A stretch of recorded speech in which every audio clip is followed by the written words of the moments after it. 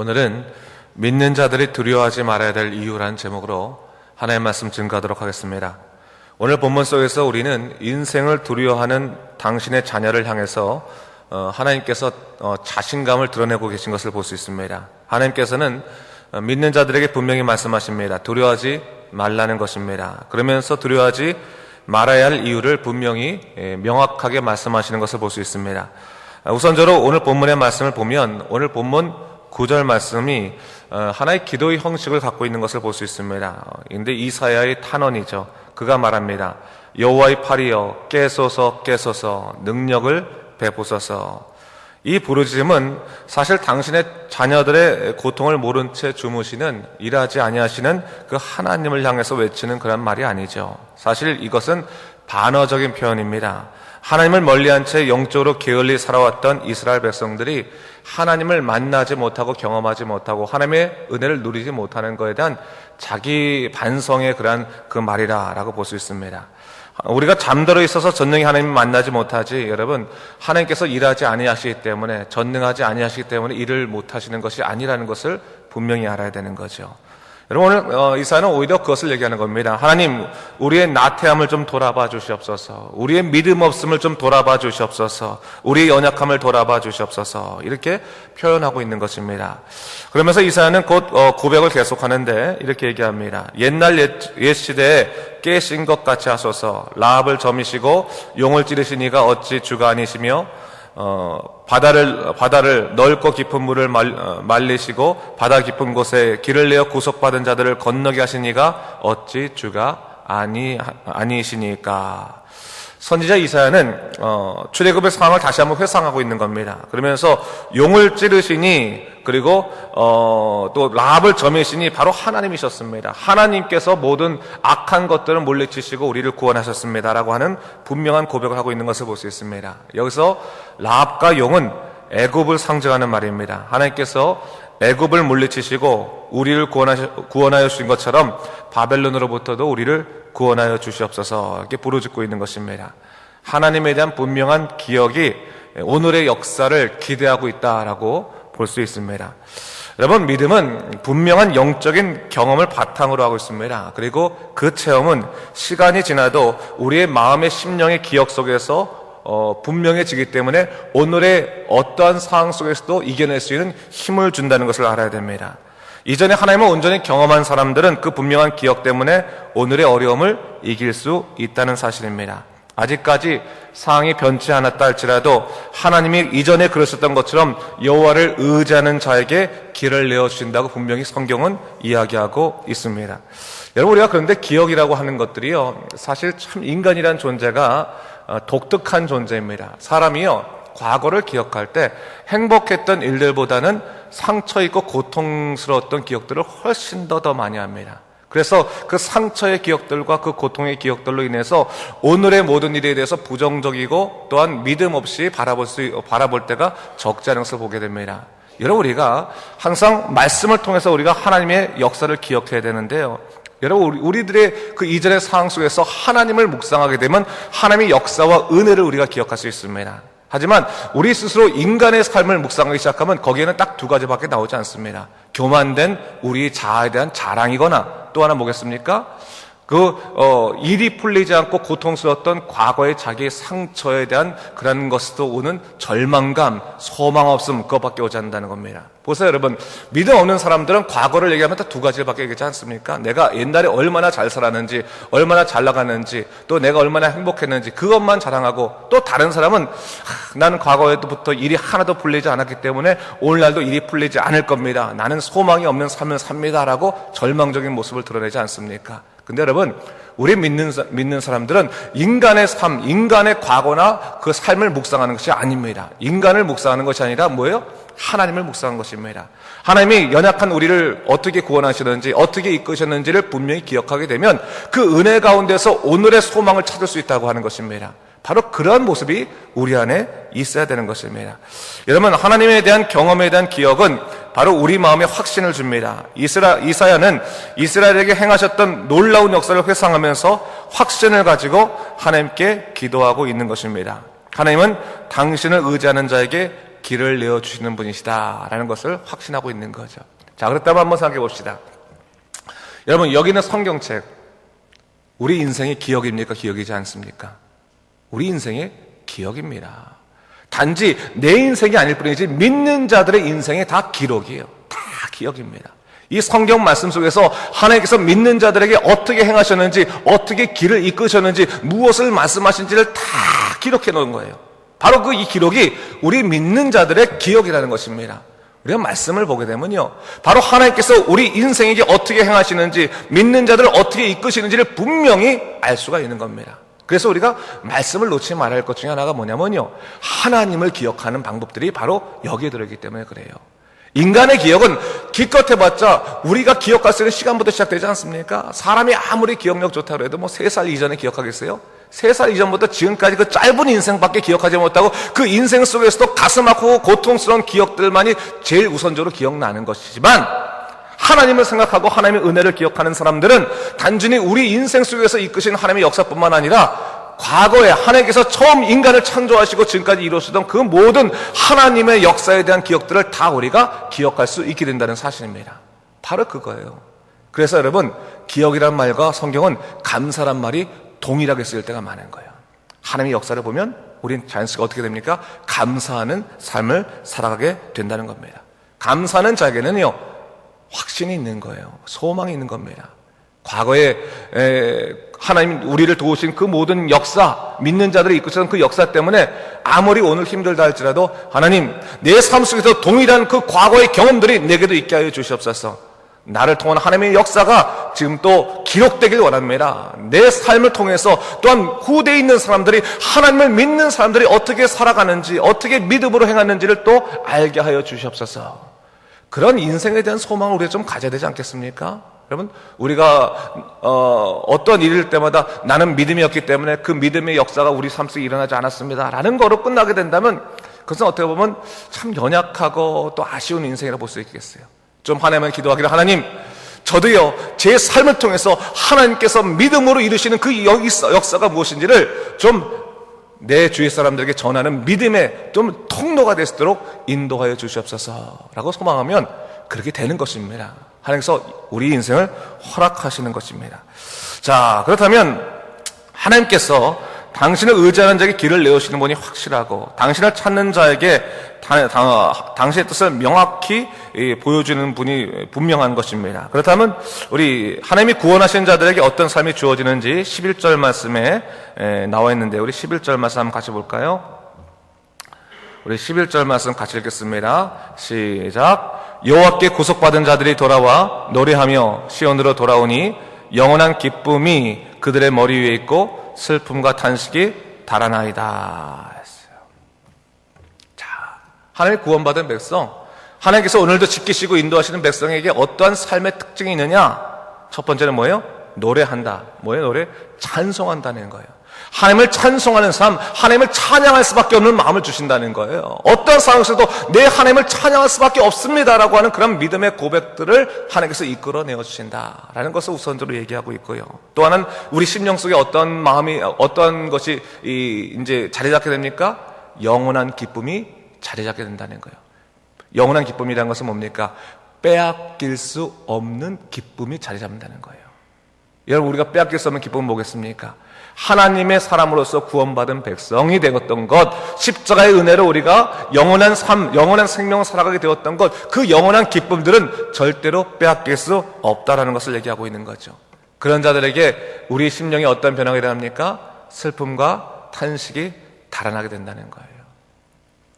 여러분, 우리가 살아갈 때요, 십자가가 가까워지면 가까워질수록 슬픔과 탄식은 달아납니다. 하지만 십자가가 멀어지면 멀어질수록 슬픔과 탄식은 자꾸 우리 삶 속에 다가오게 됩니다. 이게 참 이상한 거예요. 믿음 생활할 때 있지 않습니까? 마음의 기쁨이 사라진다라고 하는 것은 정확히 말한다면 마음의 십자가의 능력이 사라지고 있는 것입니다. 보혈의 은총이 사라지고 있는 것입니다. 그럴 때 더 십자가를 바라봐야 되는 겁니다. 우리 안에 있는 성령님에게 기도할 수 있어야 되는 것입니다. 성령님, 우리의 마음을 주장하여 주시사 우리가 온전히 하나님의 뜻 가운데서 십자가의 능력으로 살아갈 수 있도록 인도하여 주시옵소서. 그 십자가의 은혜가 다시금 우리를 회복시키시면 우리의 삶의 정황이 아직 해결되지 않았을지라도 우리에게 어떤 일이 일합니까? 슬픔과 탄식이 일어나고 기쁨의 역사가 일어나게 되는 것입니다. 하나님께 감사와 찬송이 일어나게 되는 것입니다. 이것을 바로 이사야가 이야기하고 있는 거예요. 이런 삶이다라는 것을 얘기하고 있는 거예요. 여러분, 삶 자체가 풍요로워진다는 것이 뭐겠습니까? 한번 생각해 보세요, 여러분. 내 삶이 풍요로워집니다. 일이 잘 풀리는 것이 정말 풍요로워지는 것입니까? 물질이 많다고 정말로 풍요로워집니까? 그렇지 않아요. 내 하나님으로 인해서 삶의 모든 문제를 이길 수 있는 믿음이 생겨나면 내 삶이 풍요롭다고 우리가 고백할 수 있게 되는 것입니다. 저는요, 이 복음성가 중에서 가장 세상 사람들이 이해할 수 없는 복음성가가 있다고 생각하는데 제가 아는 찬양이 이거 있어요. 이 노래 아시죠? 내일 일은 난 몰라요, 하루하루 살아요. 불행이나 요행함도 내 뜻대로 못해요. 아마 세상 사람들이 이 찬양 듣고 있으면 답답할 거예요. 정말 이런 답답한 인생 어디 있겠느냐. 내일 일은 난 모른다고 무책임한 말을 어떻게 하느냐. 하루하루 산다고 희망 없는 얘기를 어떻게 할 수 있느냐. 이렇게 말할 수 있을 것 같아요. 근데 여러분, 진짜로요, 나 혼자 사는 인생이라면 정말 희망 없는 무능력자의 이야기밖에 될 수 없습니다. 그러나 하나님께서 우리 인생 이끄신다고 한다면요, 뭡니까? 경우가 다릅니다. 우리가 두려움이 사라지는 거예요. 내일 일 아무리 사람의 생각으로 안 풀린다 할지라도 하나님이 함께 하신다면 하나님, 전 내일 일 생각하지 않겠습니다. 하루하루 하나님의 은혜 가운데 살겠습니다 라고 고백할 수 있는 것이고, 불행이나 요행함도 내 뜻대로 못 되고 오직 하나님의 뜻대로 됩니다라는 거 우리가 온전히 고백할 수 있게 되는 것입니다. 여러분, 우리가 하나님에 대해서요, 두 가지를 생각할 수 있습니다. 나의 구원자 하나님, 나의 주님 하나님, 두 가지 생각할 수 있거든요. 근데 여러분, 예수 그리스도께서 십자가에 못 박혀 돌아가심으로 나를 구원하신 그 하나님의 은총에 대해서 우리가 깨달을 때가 많이 있습니다. 근데 문제는 뭐냐면 우리 삶 속에서 정말로 주님이 주님 되신다는 거예요. 주님은 뭡니까? 당신의 뜻대로 그 종을 이끌어가는 것이 주인 아니겠습니까? 주님이 되셔야 되거든요. 하나님이 나의 구원자였습니다라고 감사는 하는데 오늘의 삶 속에서 하나님이 나의 주님이 되시지 못하면 여러분, 우리는 내 스스로가 내 인생의 주인이 되어서 여전히 걱정하고 여전히 슬퍼하는 인생 살아갈 수밖에 없게 됐다는 것입니다. 여러분, 믿음을 갖고 있다 할지라도 자기 감정 하나 다스리지 못하는 게 여러분, 우리 인간 아니겠습니까? 아무리 내 스스로가 자신 있다 할지라도 스스로 내가 화날 때 나를 제어하지 못하고 또 내가 슬플 때 나를 어떻게 위로하지 못하는 것이 인간일진데, 여러분, 우리가 하나님이 나의 주님 되셔야지만 우리 인생 온전히 살아갈 수 있게 되는 겁니다. 주님께 맡기고 성령님은 내 감정 붙잡아 주시고 나를 인도하여 주시옵소서, 그렇게 고백하게 되었을 때 하나님의 사람으로 우리가 분명히 살아갈 수 있게 되는 것입니다. 오늘 바로 이사야가 그것을 얘기하고 있는 거죠. 자, 12절 13절 말씀 제가 한번 읽어볼까요? 성경 말씀 보세요, 여러분. 12절 13절 말씀 읽겠습니다. 이르시되 너희를 위로하는 자는 나 곧 나이니라. 너는 어떤 자에게 죽을 사람을 두려워하며 풀같이 될 사람의 아들을 두려워하느냐. 하늘을 펴고 땅의 기초를 정하고 너를 지은 자 여호와를 어찌하여 잊어버렸느냐. 너를 멸하라고 준비하는 저 학대자의 분노를 어찌하여 항상 종일 두려워하느냐. 학대자의 분노가 어디 있느냐. 선지 이사야가 우리 인간들에게 명확하게 묻고 있는 겁니다. 네가 누구건데, 네가 하나님의 자녀고 네가 하나님이 세운 종이거늘 하나님이 세운 사람이거늘 어찌하여 사람을 두려워하느냐. 어찌하여 너를 죽이려고 달리는 저 사람들을 두려워하며 어찌하여 네가 상황을 두려워하며 어찌하여 네가 믿음 없이 그렇게 삶을 살아가느냐라고 하나님께서 반문하고 계신 거예요. 어떻게 보면 하나님의 답답함이 여기서 드러나고 있는 겁니다. 12절에 뭐라고 말하고 있어요? 너희를 위로하는 자는 누구라고요? 곧 나다. 하나님이 위로하신다고 이야기하고 있어요. 여러분, 사람이 참 이상한 것이요, 우리가 믿음이 있다고 말해도요, 하나님이 나를 위로하신다는 것을 머리로는 느끼는데 가슴으로 고백하지 못할 때가 참 많이 있어요. 내 가슴으로 하나님께서 위로하신 것을 경험해야 되는데 사람이 스스로가 하나님을 차단할 때가 참 많이 있어요. 성경에서 뭐라고 말하냐면 하나님을 찾지 않는다고 말하는 거예요. 여러분, 하나님을 찾는다는 게 뭡니까? 눈에 보이지 않을 때 막 이것저것 뒤지는 거, 그게 찾는 거 아니겠어요? 여러분, 믿음 생활이 저절로 주어지진 않아요, 사실은. 성령께서 우리 이끄시는데 죄된 우리 욕망과 마음이 있기 때문에 자꾸 우리로 하여금 하나님을 가리는 역할을 하는 거예요. 근데 성령께서는 그때마다 우리를 마음판을 치시는 거예요. 너 움직여야 된다. 하나님 찾아야 된다. 찾아야 산다. 성령님 뜻대로 살아야 된다. 너희 하나님을 찾아야 산다. 끊임없이 우리를 요구하시는 거예요. 그때 그 요구의 말씀을 듣고 하나님을 갈망하고 찾고 주께 기도하고 소망하면 하나님께서 우리를 만나실 뿐만 아니라 우리 연약한 심령을 속에서 당신의 전능하신 강한 역사를 보여주신다는 사실을 믿으시 바랍니다. 그 믿음이 우리 안에 있어야 되는 거예요. 바로 하나님께 그것을 말씀하시는 거죠. 책망조로 너희를 위로한 자는 누구냐? 나다. 도대체 왜 너는 죽을 사람을 두려워하느냐? 아무리 세상에서 강하고 힘이 있다 할지라도 사람을 두려워하면 그것은 바보 같은 일이다. 상을 두려워하면 그것은 바보 같은 일이다 라는 것을 얘기하고 있는 것입니다. 여러분, 믿음이 있잖아요. 믿음이 점점 사라지게 되면 사람을 두려워하고 하나님을 두려워하지 않습니다. 근데 믿음이 점점 강해지면요, 사람을 두려워하지 않고 하나님을 두려워하게 되는 것입니다. 다른 거예요.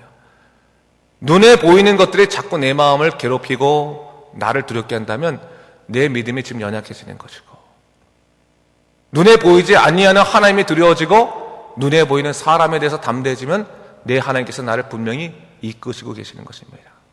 이는 우리가 분명히 알아야 할 것이요, 믿음은요, 이 세상 사람들과 살아가는 사회적인 관계 속에서 쓰여지는 것이 아니에요. 이 세상의 그 죄된 세상 속에서 하나님의 뜻대로 살기 위해서 쓰여지도록 하나님께서 주신 것이 믿음이라는 거예요. 믿음이 없으면, 다른 말로 한다면 하나님의 뜻대로 살아갈 수 없다는 말입니다. 세상의 지식으로 살아가는 것이 믿음이 아니에요. 오직 하나님이 영의 지혜로 살아가는 것이 하나님의 믿음의 삶이라는 것을 얘기하고 있는 것입니다. 자, 그러면서 이사야에게 장래에 있을 하나님의 미래를 우리 미래를 약속해 주시는 장면이 나오는데 14절 말씀, 이 말씀 같이 한번 읽을까요? 같이 읽겠습니다. 시작. 결박된 포로가 속히 놓일 것이니 죽지도 아니할 것이요 구덩이로 내려가지도 아니할 것이며 그의 양식이 부족하지도 아니하리라. 하나님을 온전히 의지하는 자에게는 하나님께서 능히 증거를 보여주시겠다는 거예요. 삶의 놀라운 역사를 보여주시겠다는 거예요. 그러면서 15절 보세요. 나는 내 하나님 여호와라. 바다를 휘저어서 그 물결을 뒤흔들게 하는 자이니 그 이름은 만군의 여호와니라. 하나님께서 우리 삶 가운데 들어오셔서 간섭하시겠다는 거죠. 섭리하시겠다는 거죠. 네가 정말로 나를 찾으면 내가 너를 만나줄 뿐만 아니라 내가 너의 삶 속에 간섭해 주겠다. 그러면서 하나님께서 한 가지 전능의 역사를 행하시는데 그 놀라운 역사를 행하시는 분명한 이유가 딱 한 가지 있다고 얘기해요. 그것이 뭐냐면 15절, 16절 말씀 한번 같이 읽겠습니다. 시작. 내가 내 말을 내 입에 두고 내 손 그늘로 너를 덮었나니 이는 내가 하늘을 펴며 땅의 기초를 정하며 시온에게 이르기를 너는 내 백성이라 말하기 위함이라. 하나님께서 놀라운 역사를 행하시는 가장 커다란 이유는 결국 뭡니까? 우리를 향해서 뭐예요? 너는 내 백성이다 라는 것을 말해주기 위한 거예요. 하나님께서 우리 삶 속에 들어와서 당신의 놀라운 일을 행하심을 통해서 우리 개인에게 뭐라 해요? 너는 내 딸이라. 너는 내 아들이다. 너는 내 자녀다. 내게 속한 자다 라는 것을 알려주기 위해서라는 겁니다. 여러분, 아무리 어려운 일이 있더라도 내 하나님 놓치지 마십시오. 내 하나님 놓치고 세상 얻는 거 별로 그렇게 큰 좋은 일이 아니에요. 내 하나님 안에서 모든 일을 감당할 수 있다면 하나님 안에서 모든 일을 시작하십시오. 그게 제일 큰 정답입니다. 하나님 떼어놓고 내가 열심히 일하는 인생, 여러분 별로 이렇게 결과 좋지 못합니다. 하나님 안에서 일을 이루게 된다면 하나님께서 모든 삶을 간섭하시면서 역사해 주신다고 분명히 성경에서 우리에게 약속해 주고 있습니다. 다시 한번 그 귀한 말씀을 생각하면서 여러분 믿음으로 받아들이시 바랍니다. 마음속에서부터 귀를 여시고 귀 닫지 마시고 귀를 야시고 그 마음판에 새기시기 바랍니다. 마음에 새기시면서 하나님의 능력 가운데 살아가는 여러분 되시길 주님의 이름으로 축원합니다. 기도하겠습니다. 주 하나님 아버지 감사합니다. 하나님께서 오늘 이 아침에 또한 우리에게 말씀으로 허락하십니다. 주님께서 인도하시고 깨닫게 하십니다. 삶을 살아갈 때 때로는 어떤 어려움이 있다 할지라도 주여 우리가 주님을 바라보게 도와주시고 주의 능력으로 살아갈 수 있는 믿음의 일들을 허락하여 주시옵소서. 오직 하나님의 나라를 구하게 도와주시고 또한 세상을 두려워하지 아니하고 오직 하나님만을 섬기고 살아가는 믿음의 백성 될 수 있도록 인도하여 주시옵소서. 감사드리며 예수님 이름으로 기도드립니다. 아멘.